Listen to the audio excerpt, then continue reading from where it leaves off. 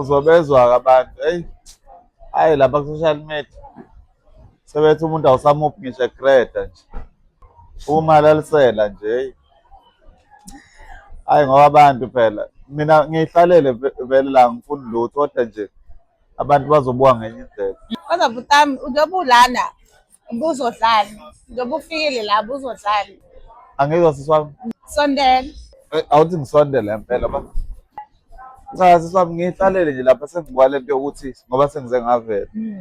Abantu bazobe bakhulume lapha ku-social media bethi hawu umuntu nje awusamuphi ngisho egreda.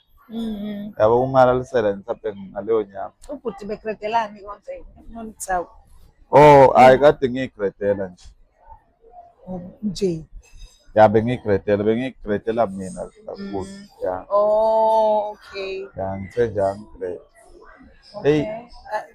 Mhlambe kangaswenza kanjani? Oh, si right. Yes. Si right. Mhlambe ungasipha nje elinye iplate.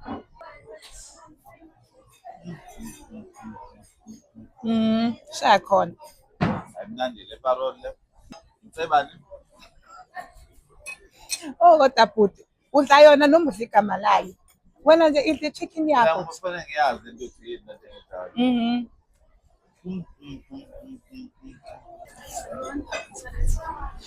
Alright, siyabonga. Alright. Ngaqala njani? Kungabe right. Right nje ifanele. Iphayel. Hayi. Chicken. Hayi. Awuthini? Hayi. Nizole. Kanti nani inyama le manje? No, ngambuzo. Manje phela ngathi mhlawumbe khona into wrong ngayo. Uyabo ngathi khona into wrong manje. Soloku ukuthi nisa right. Nilinde nisibe njani?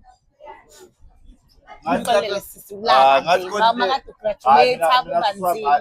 No. Sebenze bese kwaye emakhaya ukuhamba nayo. Ufuna ukuyidla kahle ekhaya. Ngicela ngenze take away. Hayibo. Umuntu asazi ukuthi athile ukuthi iparole yakhe. Chicken paella bhuti. Uthi phela nami ngisanda ugrade. Manje sagcwele Ngiya-understand lokho. amkade food Hayi no, ngiya-understand shame. Imnandi ke yona. Yeah. Hey. Yazi ngoba sathi emhlabeni kumnandi. Kanti yona. Kanti yona. Ungaze udideka wena.